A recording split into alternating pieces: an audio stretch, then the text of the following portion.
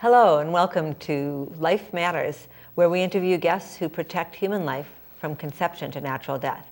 I'm Colby Mazzarella, and my guest today is Linda Thayer, Respect Life educator, and she has a lot of information, especially for parents to know what's happening with their children in school. So Linda, thank you so much for being on our show. Thank you for having me. So can you tell me well, first of all, what is a Respect Life educator and how'd you get started? Well, it's kind of a long story. My pro-life awareness began actually before 1973. Before Roe v. Wade? Before Roe versus Wade. I was an undergraduate student in biology, and I was taking a course in animal development. And in one of the lectures, the professor showed us a film called The First Days of Life. Very beautiful film for the time that it was made. And they had images of conception, embryological development, fetal development. They showed the birth of a beautiful baby at the end of the film. And I shared this with people. I wasn't a particularly religious person at the time, but when I saw that film, I walked out of that auditorium feeling as if I had just seen the most beautiful miracle of my entire life. So my roots as a pro-life educator stem not so much, at least in the beginning, from my background religiously, but as a science teacher. Mm-hmm. So I got my degree. I went to teach. I taught science for 34 years in the Boston Public Schools. Best experience of my life. Any viewers out there who are graduates of the Boston Public Schools, I thank you for the experience. But when I went to teach in Boston in the early 70s, I didn't want to be a boring teacher. I went through the biology books looking for topics that would be of interest to my 10th grade biology class. And at the time, the textbook had some beautiful images of fetal development. I said, you know what, pregnancy is interesting. I'm going to teach this. Something kids will react with and identify with. I'm sorry? Something kids would identify with. Well, pregnancy, I think, is a mystery to kids, and so it would be something that would be really interesting. This was sort of ultrasound, where kids are not exposed so much to fetal imagery. So I said, I'm going to teach this. I remembered what I had seen in college. So on this one particular day, I'm standing at the front of my classroom and I'm holding up a picture of a developing child early in the pregnancy. And I heard a noise down at the back of my classroom. And so I looked up, I looked down to the back of my room, and I looked right into the face of a 15-year-old girl who was crying. Mm. I didn't know it, but this particular girl had been pregnant, and in fact, she had just had an abortion. Oh. So what I had just done, and I certainly didn't, mean for this to happen this way, what I had just done was place right in front of this girl imagery of what her unborn child would have been like. Right. And she had no idea. She was so upset that when the bell rang and she stood up, she left my classroom. I never forgot what she said to her friends when they caught up with her outside, because she said, if I knew my baby looked like that, I never would have done it. And I've never forgotten that girl. My beginning as actively going out, mostly to church communities, but the program that I do is adaptable to any community you could put together. Public school, private school. Public school, private school, or a church group. That girl made me realize that kids were being denied access to information that was meaningful to them. Mm. And so I realized I had a ministry. So I made a promise that I would go anywhere for a year. Mm-hmm. This was my big bold. This was around 1982. It took me a while to kind of put things together. And actually, since 1982, I'm like 33 years down the road. And by the grace of God, I've spoken to probably well over 100,000 kids. Imagine. About fetal development. And the most common reaction that I get from kids when I do this is, why didn't anybody ever tell us this before? So I like to work mostly with grades 8, 9, maybe 10, usually before kids have gotten themselves into predicaments, so that when it comes time to make really good decisions about sexual activity, the meaning of their sexuality, that they have a really important piece of information in place. So they have the facts before they're being asked to make decisions. So they have the facts before they're under, hopefully, tremendous pressure or made a mistake or whatever. Right. It's been it's been a fantastic experience for me, Yeah. to be able to do this for kids. What would you say to someone, if you could have talked to that girl or someone like her in our audience right now, who already has had an abortion and now finds out what the baby looked like and how developed it was? Well, from a religious perspective, I would certainly, if they were open to religious conversation, that the God we believe in, particularly as Christians, is a forgiving God, and to help them to forgive themselves. Because I think a lot of young women make this decision when they're under pressure. They make it in ignorance, and they make it out of fear. I find the slogan of choice to be very false. I think most women are backed into a corner, and in panic, they do something. And I often wonder too, how many, like the girl in my classroom, how many girls are encouraged to do this at an age where they really don't understand the significance of what they're doing. And then maybe they hit their 20s and they do become pregnant, they want to have a baby, and they see an ultrasound for the first time. And what that does to their understanding. Well, you would think that an abortion clinic that says that they are promoting choice would want the woman to see an ultrasound as part of her informed choice. Well, as Massachusetts Citizens for Life, one of the things that we're trying to do is pass a law that would require that women at least be offered information about fetal development, offered the opportunity for an ultrasound, offered information on alternatives to abortion, that these things be required by law. At least the offering should be made. I used to have an acquaintance, a colleague in Respect Life in Education, and she worked at a hospital, and she worked in adolescent health. And she would offer, the young girls this information, and probably a good third of them said, yes, I want that information. Right. I think what bothers me a lot, though, is that fetal development is not a required topic for late junior high school kids in public schools, particularly, in connection with discussions around sexuality. Fetal development, generally speaking, at least in my experience, is not a common topic that's taught in the public schools. Well, why don't you give us a few quick facts that you would tell a class about fetal development? Well, usually I use imagery. Yes. Because maybe I should kind of come here with this. In an age of ultrasound, why is it that we don't show this as a requirement, part of biology in the public schools? Generally, when I go out and speak to kids, I begin actually with talking about what happens to women who experience this. But then what I do is walk them through fetal development. It's an established scientific fact that biologically we begin at conception. DNA evidence, heartbeat evidence, brainwave evidence. Well, 3 weeks, I invite my students to put their hand over their heart. That heartbeat started 3 weeks after conception. So you weren't maybe even sure, the mother was maybe not even sure she was pregnant then? Probably. I mean, there's a possibility that would be so. At 6 weeks, brain waves can be measured. The beginnings of fingers can be... Fingerprint evidence, brainwave fingerprints evidence? Probably the end of 9 weeks. Yeah. But I walk them through the stages of human growth and development. A lot of times I'll talk to kids too. If I weren't doing pro-life in the sense of the abortion issue, I would be doing life issues in the sense of the environment. And one of the things that I like to say to young people is that if you were to take a walk in Yellowstone Park and you found an eagle's egg, with an embryonic bird or a fetal bird, do you know that if you destroyed that bird, you'd be arrested and taken to court? Right.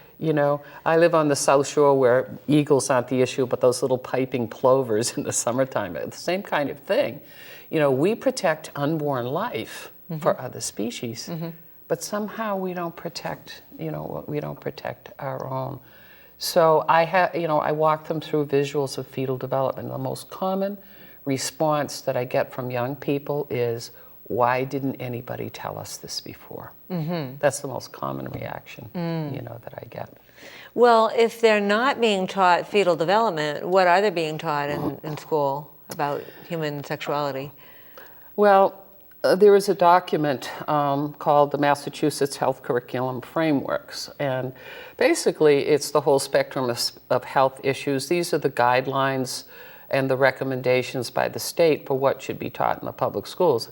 I'm not against health education if you're talking about nutrition and diet and exercise and smoking and so on. However, the sections on sexuality and reproduction I think are very harmful to young people, because among the things that the state recommends being taught is that young people should know state law with respect to abortion and state law with respect to contraception. And the hard part of that is, in Massachusetts, we have a law that says if a minor girl becomes pregnant, wants an abortion, and doesn't want to talk to her parents about it, she can go to a judge, and then the judge can make a ruling on it. Now, basically, if I were a health teacher and I went into a classroom and I taught this to kids who are 14, 15, maybe 13 years old, basically I'm telling them how to do something behind their parents' back, so to speak. So parents don't realize So parents don't realize in a sex education class that something like this can be taught. Something similar happens with respect to contraception. The kids are taught state law, and when you teach state law, it becomes a how-to. It becomes a how-to.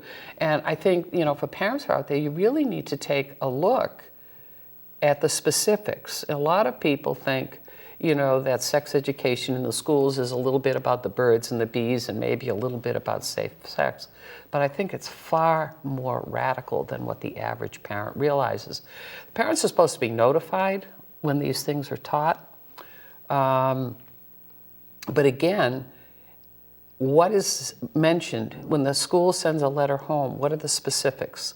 I doubt that any school says, we're going to teach your kids how to get an abortion by going to a judge and not telling you. No letter to home is going to say that. Do you ever talk to older teenagers who say, I wish I had my parents' advice and help in that decision?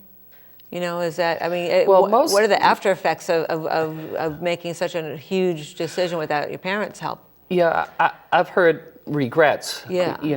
Most of the work that I do, though, is in a classroom setting. So, yes. That kind of conversation is not usually, I'm in a formal classroom setting, so that kind of conversation. I'm really concerned, though, that the schools are not being specific with parents about exactly what they're going to say to kids. I feel that the parents are being pushed aside. And I think that's terribly, terribly unfair to kids. Also, in Massachusetts, there are over 30 of these school-based health centers. They're sort of satellite mini clinics, but they are staffed by physician assistants and nurse practitioners. And these are people who can write prescriptions. So once the door closes and confidentiality kicks in, it's legal for these people to be prescribing birth control, the morning after pill, or doing referrals for abortion services. So I'm really, as a public school teacher, the one thing I learned as a public school teacher is that parents trust the schools. These are supposed to be safe places where they can send their children. But I find, almost 90% of schools in Massachusetts teach kids where to go for reproductive services, reproductive health services. And I don't think parents know that. The other piece of this, to me, though, that is so very, very sad, is that there are some effective programs out there, and we have some data to back it up, that will teach young people how to postpone sexual involvement. How to avoid the pressure. If you go back to the 80s, when I really became super involved with a lot of these issues, there was a study that was done by Harris, the pollsters, and they asked young people, what will help you to delay becoming sexually active? The kids said 3 things: fear of pregnancy, fear of disease, and fear of our parents finding out. Now, if you stop and think about it, if I'm a health educator and I go into a classroom and I tell the kids where to get birth control and where to go for abortion referral services, what have I just taken away from those kids? Fear of pregnancy. Fear of pregnancy, fear of disease, Uh-huh. and they don't have to tell their parents. I have just taken away those 3 incentives that kids have to resist pressure.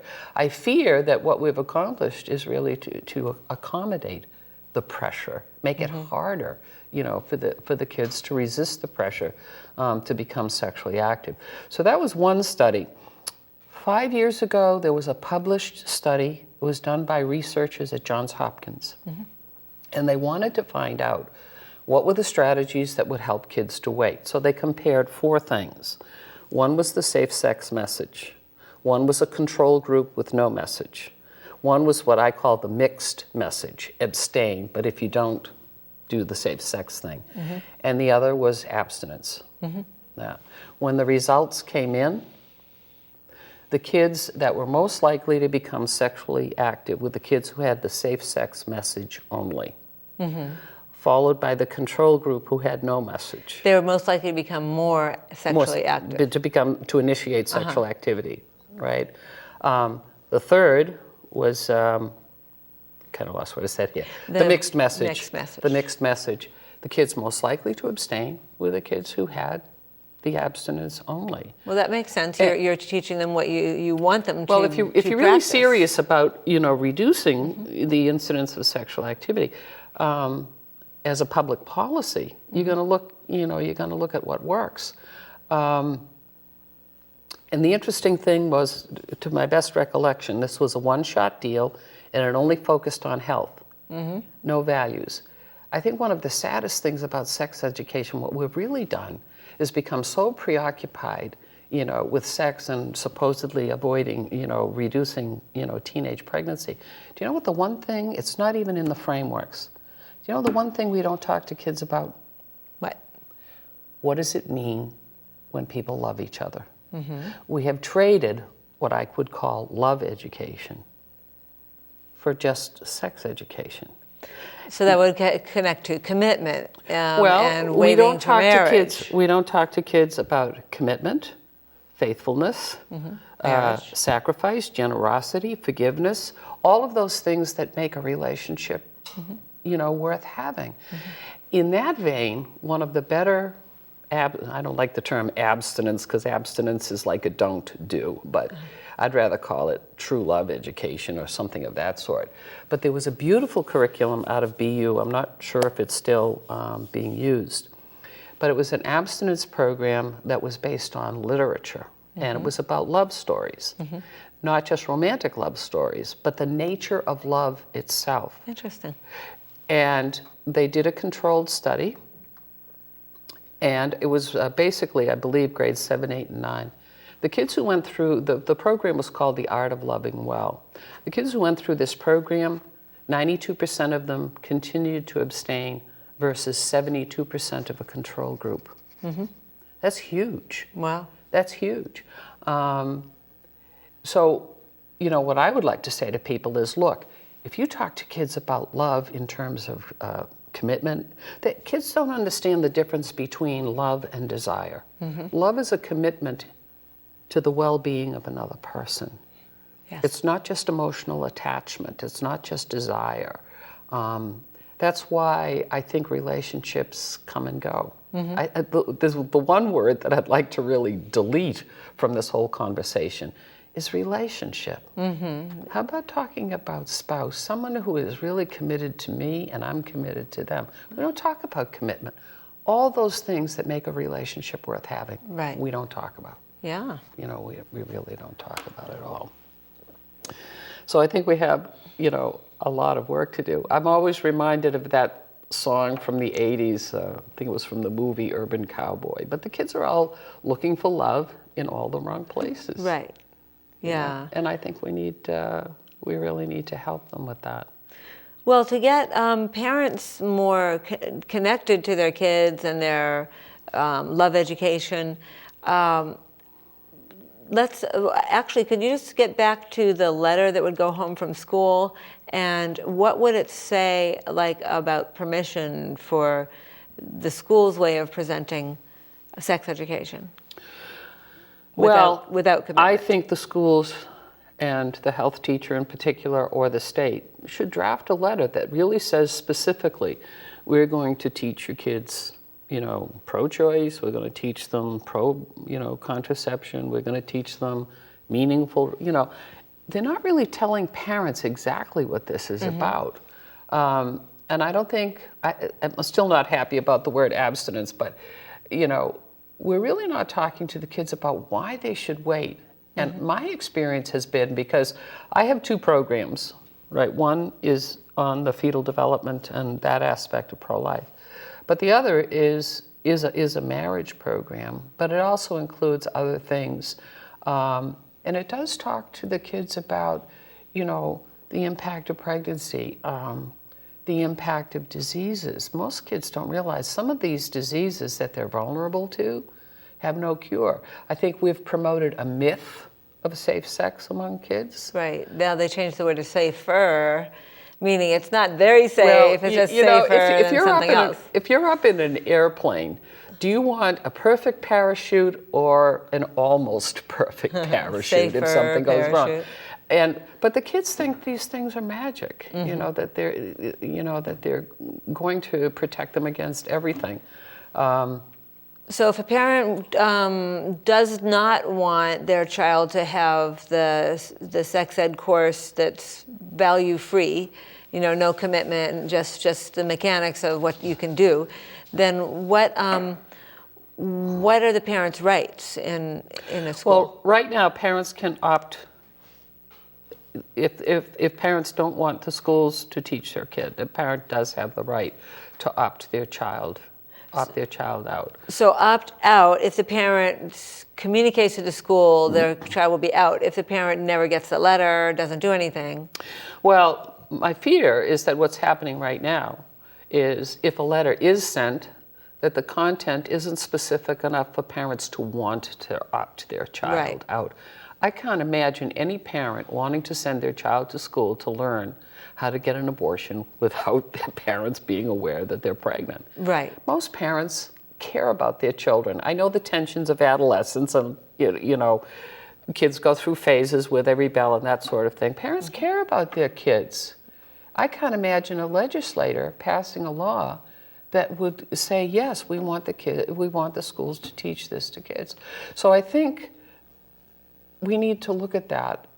I don't think many parents opt their children out because they don't know how radical the sex education is. Well, if they want to see the materials, do they have a right to go to the school? They have a right, but also I know at least a few parents who have met resistance where teachers would not share their notes, with parents. I heard testimony at the State House. One parent, a whole year went by and the teacher would not show the notes. The weakness in the opt-out law right now is that if the schools don't send the letter and if parents complain, I don't see any real penalty in the law, so there's no teeth in this law. I think all sex ed should be opt-in. So if you do nothing, then they don't present it, but you can give Well, if you permission. find out somehow how radical it is, you do have the right, to pull your child out. Right. But I think there's also an issue of freedom of religion here.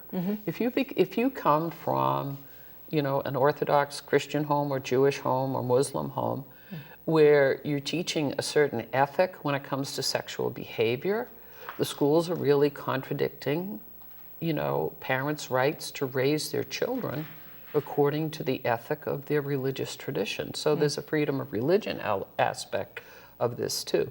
This is really the state putting a wedge between parent and child. Right.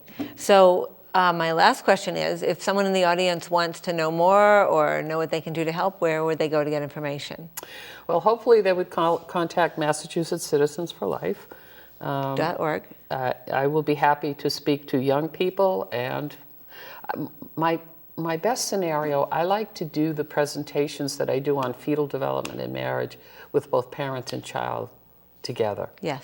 because I like to think that I can facilitate the conversation once the class is over. Right. You know, because kids will still say that parents are their number one source of information. About 50% at least will say, if you ask a typical group of young people. So I can do that. I can also do programs for parent groups on what the schools are teaching and why they need to be really aware of what's being taught in the public schools, and perhaps pull their children out if that's what they're inclined to do. So if you contact Massachusetts Citizens for Life, I'd be very happy to visit libraries, schools, churches with this information. My heart is broken for kids. I don't know a kid that doesn't want to find someone that they can love who will love them back. Right. That's written in our hearts. Yes. And I don't think we do that enough for kids. Teach them how to really seek that and find it. Well, thank you very much for being on our show. Well, thank you for having me. And thank you too for listening. See you next week on Life Matters.